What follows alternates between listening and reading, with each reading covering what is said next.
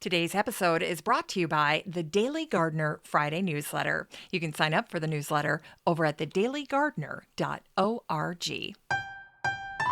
Hi there, and welcome to The Daily Gardener, a podcast about garden history and literature. I'm your host, Jennifer Ebling, and today is November 14th.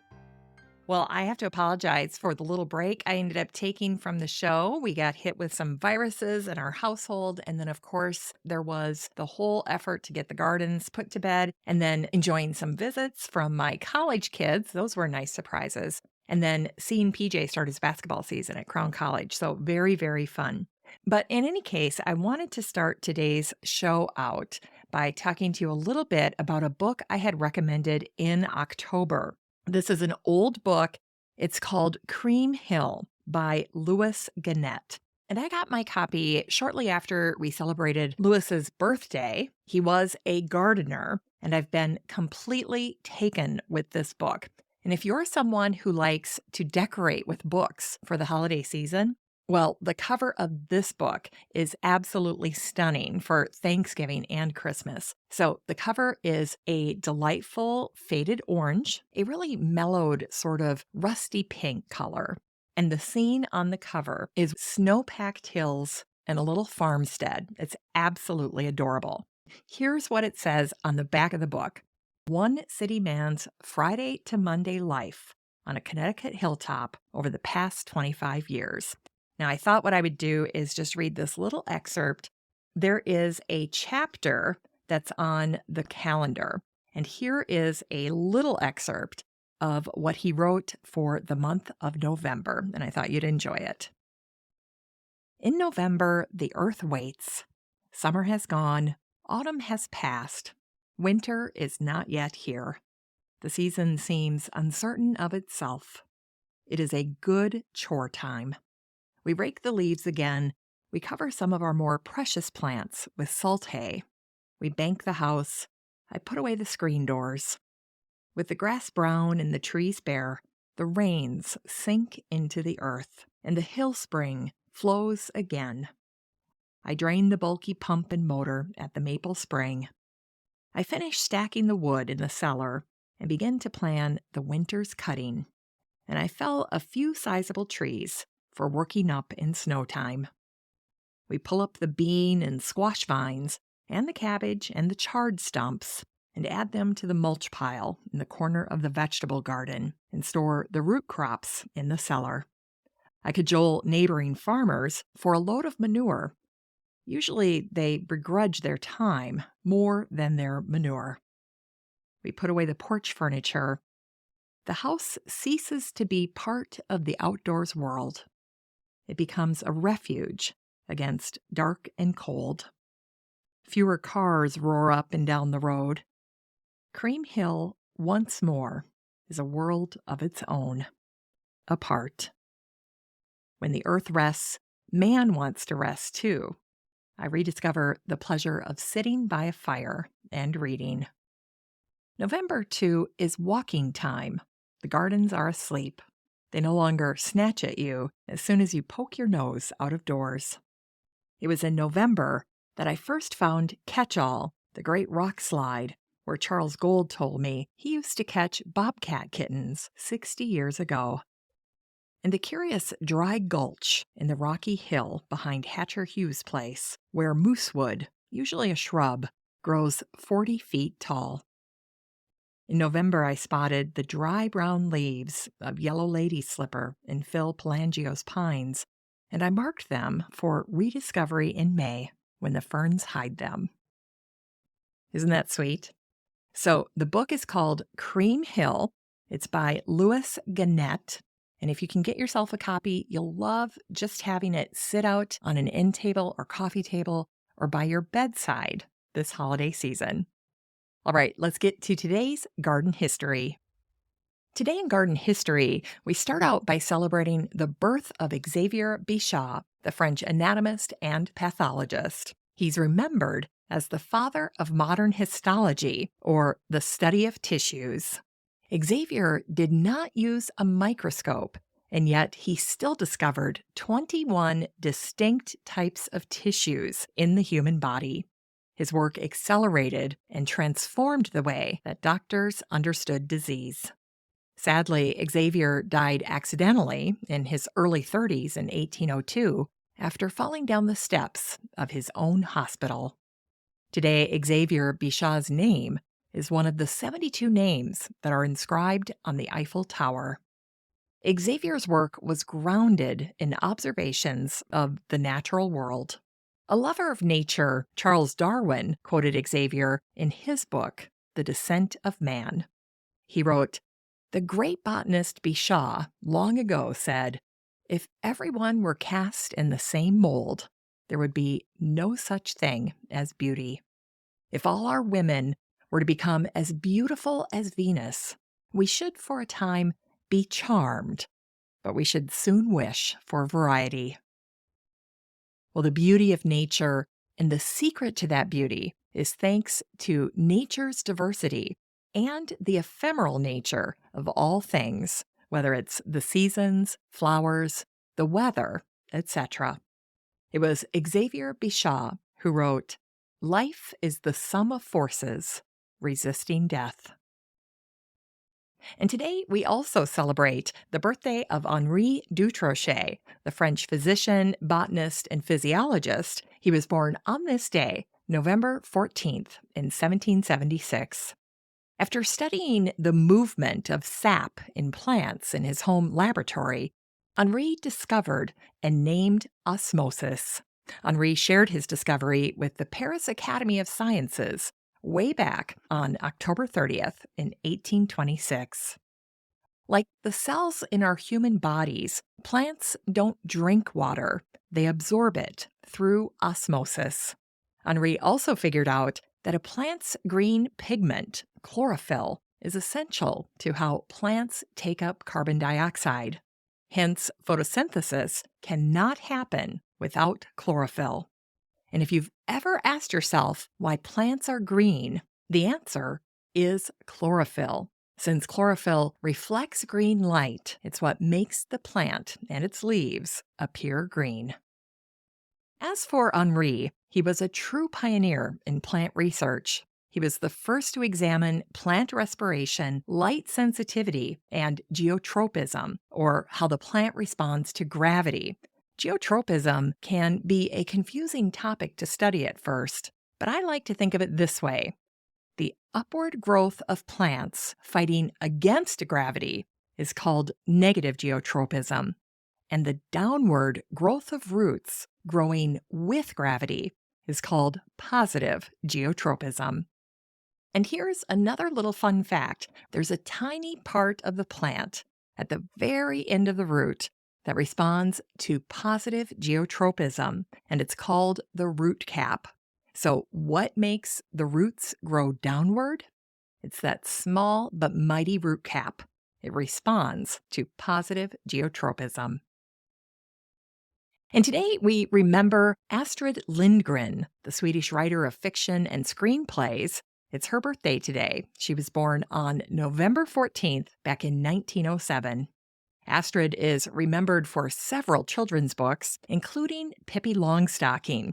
She wrote more than 30 books for children, and her work has sold 165 million copies. In fact, in January of 2017, Astrid's prolific work made her the fourth most translated children's author, trailing only Enid Blyton, Hans Christian Andersen, and the Brothers Grimm. Astrid was also, by the way, a flower lover, and you can see her love of the natural world, of blooming flowers, of trees, and of horticulture in general in many of her works. In her book, Mio, My Son, Astrid wrote, "He turned to the master rose gardener and said something even more peculiar. I enjoy the birds singing. I enjoy the music of the silver poplars." And in her book, Most Beloved Sister, Astrid wrote, "Most beloved sister," said Elvalie, "when Salicon's roses wither, then I will be dead." And in Astrid's story, Buller Ben, the maid Agna tells a group of girls that if on midsummer night they climb over 9 fences and pick 9 different flowers without speaking a single word and then return home and place the flowers under their pillow, they will dream of their future husband. Very sweet. Well, on social media, when I was researching Astrid, there is a marvelous picture of her climbing a pine tree. And in the photo, Astrid is 67 years old. She apparently climbed that tree in her front yard after being dared by her 80-year-old friend, Elsa. Astrid later quipped, "There's nothing in the 10 Commandments forbidding old ladies to climb trees, is there?" When she was in a more contemplative mood, Astrid once wrote, "In our unknown past, we might have been creatures swinging from branch to branch, living in trees. Perhaps in the deepest depths of our wandering souls, we long to return there. Perhaps it is pure homesickness that makes us write poems and songs of the trees." And finally, today we celebrate the birthday of Harrison Salisbury, the American journalist who was born on this day, November 14th, in 1908. After World War II, Harrison became the first regular New York Times correspondent in Moscow. He went on to win a Pulitzer Prize for his work. Harrison once wrote, "My favorite word is pumpkin. You are a pumpkin, or you are not. I am." It's time to grow that garden library with today's book, The Heirloom Gardener by John Forty. This book came out in 2021, and the subtitle is Traditional Plants and Skills for the Modern World. Modern Farmer gave a glowing review of John's book, writing part essay collection, part gardening guide. The Heirloom Gardener encourages readers to embrace heirloom seeds and traditions, serving as a well-needed reminder to slow down and reconnect with nature. The publisher writes, "In The Heirloom Gardener, John Forty celebrates gardening as a craft and shares the lore and traditional practices that link us with our environment and with each other. Charmingly illustrated and brimming with wisdom, this guide will inspire you to slow down, recharge, and reconnect." Well, John's book is a charmer. In the preface, he shares how he became a gardener. And I always love hearing these origin stories. How do we become gardeners? Well, here's what John wrote about his early experiences. He wrote, "Work at a garden center in my teens further ignited my interest in horticulture. It also helped me save up enough money to travel to Japan as an exchange student. There I saw the Japanese veneration of the land made manifest in regional artisanal foods, historic preservation, and the Zen-like devotion to the craft of gardening. I witnessed firsthand how much we are all shaped by place." Well, John's book introduces the art and practice of heirloom gardening this way. Things like an old rhubarb patch, the remnants of an orchard, or a lichen-covered stone wall are all talismans that help us read the landscapes we inherit. Through them, we catch a glimpse of how someone applied craftsmanship. As heirloom gardeners in our shared backyard, we remember the work our hands were born to do intuitively, like a bird follows its migratory path or a newly hatched turtle scrambles to the sea. This book is an alphabetical collection of brief essays, and John says that he sees each entry as a point of connectivity, ancestor to descendant, seed to table. It's a love poem to the earth and a guidepost for gardeners who want to cultivate common ground and craft new possibilities from local landscapes. And I thought you'd get a kick out of hearing just one of the entries that John wrote. So we'll start with Angelica. And I loved what he wrote here. There's not time to read all of it, but I'll read this little excerpt and see if you don't learn just one new thing about Angelica.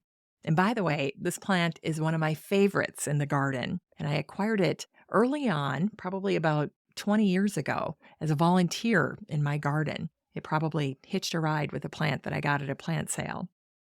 John writes, "A majestic herb is Angelica archangelica, cultivated through the ages for its flavor, fragrance, and stately beauty. In the garden, the hollow and resinous stems of this regal herb, covered in broad leaves, can easily tower 3 to 5 feet. That is very true. And the enormous flower umbels rise up to 7 feet toward the heavens. Perhaps one of the reasons that the plant was dedicated to the archangels in medieval times. Early each spring in centuries past, Europeans and colonial Americans would harvest the tender stalks and then simmer them in a simple syrup. Eventually, the stalks would become the translucent light green of sea glass, and the syrup would take on the herbaceous balsam flavor that is so unique to Angelica." John writes, "As lovers of spring have done long since, I candy the stalks until they become tender. I then either slice the stems lengthwise into short segments or braid them, braiding the long strands together before rolling them in fine ground sugar. They are excellent, served like membrillo or marmalade with cheese and dessert platters." Candied Angelica was often served as a digestive at the end of feasts. And then John shares this little tip. He writes, "Throughout the growing season, but especially in spring and summer, I enjoy serving gin and tonics and other cocktails with straws made from thinner Angelica stems." I love that idea. And he writes, "I also save the syrup that results from the candying process. It's an amazing herbal elixir to add to cocktails or to serve atop vanilla ice cream." Lovely, wonderful, great tips here. John's book is 264 pages of marvelous garden essays, beautiful botanical art about traditional plants and skills for the modern gardener. You can get a copy of The Heirloom Gardener by John Forty and support the show using the Amazon link in today's show notes for around $8. Great deal, great book. All right, we end the show today with a botanic spark that celebrates the birthday of the botanist Robert Buist, who was born on this day, November 14th in 1805. Robert came to America from Edinburgh, where his dad was a professional gardener. Robert had trained at the Royal Botanic Garden in Edinburgh and then immigrated to Philadelphia when he was just 23 years old. One of Robert's first jobs was working for a wealthy Philadelphia businessman who was named Henri Pratt and who had a beautiful summer estate that he called Lemon Hill. Now, at the time, Lemon Hill was regarded as one of the most beautiful gardens in the United States. This was in the early part of the 1800s. But eventually, Robert left Lemon Hill and he bought his own piece of garden history when he bought the nursery that was owned by Bernard McMahon. Now, that name should be familiar to you because the McMahon Nursery was one of the oldest nurseries in America. And it was that nursery that actually supplied plants to President Thomas Jefferson. Now, today, on the spot where the nursery used to be, there is a remnant, a nod to Robert Buist, because on that site, there is a large old Sephora tree that is called the Buist Sephora in honor of Robert Buist. The tree was brought to the United States from France, and its origin can be traced to China. Now, in addition to the nursery, Robert Buist grew his company to include a seed division and a greenhouse. And in 1825, Robert Buist became enamored with a brand new plant that the plant explorer Joel Poinsett had sent back to America. And when Robert Buist heard about it, he went and bought himself one. and then he began growing it. It was the red bracts of the plant that were so captivating to Robert, so surprising and unusual. And Robert Buist felt compelled to write about this plant. He wrote, "It was truly the most magnificent of all the tropical plants we have ever seen." And it was none other than Robert Buist who named the plant the Euphorbia poinsettia. And he did so because the plant had a milky white sap like other euphorbias. And the second name, poinsettia, was in honor of the man who discovered the plant, Joel Poinsett. Well, I thought I would close out the show today with two other little stories about Robert Buist that I thought you'd get a kick out of. The first is that Robert Buist gave a poinsettia to his friend and fellow Scotsman, the botanist James McNabb. The story is as old as time. McNabb is in the United States. He visits a fellow countryman, a fellow plant lover, and then Robert does what most of us would do. We share one of our favorite plants with a fellow gardener. And so that's just what happened. James takes this precious poinsettia. He brings it back to Scotland with him, of course, and then he proceeds to give it to Robert Graham, the head of the Royal Botanic Garden in Edinburgh. Robert Graham ends up changing the botanical name of this plant. He calls it the Poinsettia pulcherrima, the name it is still known by today. But Robert Buist was a proud man, and don't forget that he had formed this early and fierce attachment to the poinsettia, and of course to the name. He had taken pride in that name. And so this name change by Robert Graham was something that stuck in his craw. It was a move that upset Robert Buist for the rest of his life. And then the other little story that I wanted to share about Robert Buist was the fact that he was a garden writer. He was an author, and his books on gardening were very popular.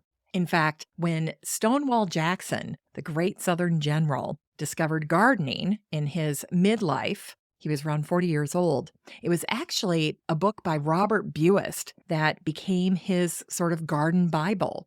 Robert's book was called The Family Kitchen Gardener, and in Stonewall Jackson's copy of this book, he wrote all kinds of things, all little notes in the margins as he worked his way through all the advice that Robert Buist was giving about growing culinary vegetables.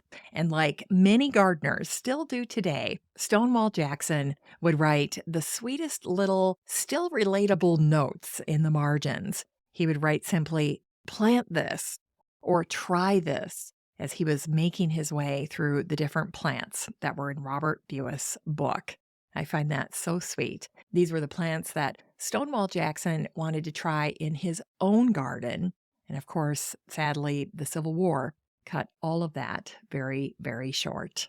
But in any case, we end the show with a little celebration of the Scottish-American Robert Buist, who fell deeply and devotedly in love with the poinsettia, a plant that, of course, today is associated with Christmas and the holidays, and hopefully a plant that will grace your home this holiday season.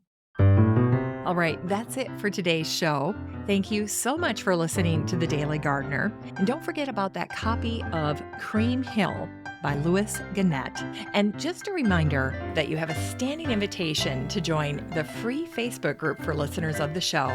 The next time you're over at Facebook, just search for Daily Gardener Community, where you'd search for a friend and then request to join.